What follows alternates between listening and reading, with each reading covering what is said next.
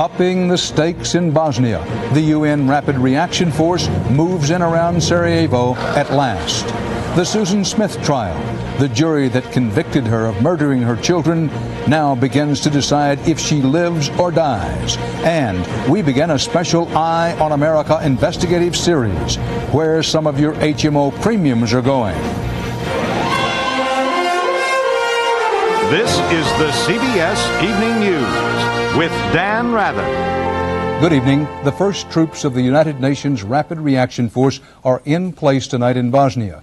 They are digging in with heavier artillery and stiffer resolve. While British and French soldiers moved in around Sarajevo, Serb gunners kept firing on two other Bosnian safe areas, Zepa and Bihać.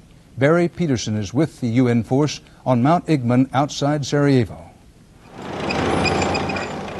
This was something Bosnia has not seen much of in 3 years of war. UN soldiers became ready for a fight, bringing into play their tanks and helicopter gunship and a dozen medium-range British artillery guns, digging in outside Sarajevo and positioned to hit Serb guns around the city.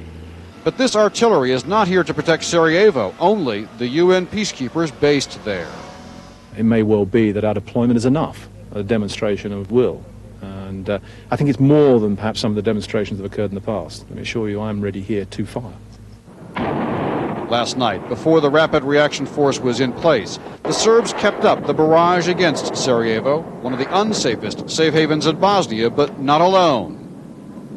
The so-called safe havens of Zepa and Bihać are both under fire.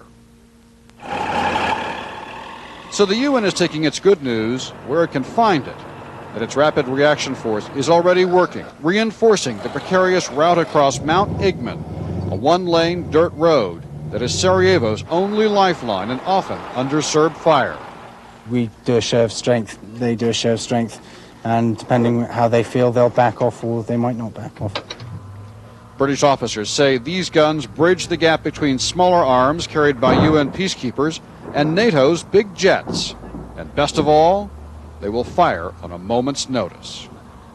The British moved very quickly to get these guns in place, but they say they're willing to stay for a long time, several weeks or more, however long it takes for the Serbs to learn they can no longer shoot without paying a price.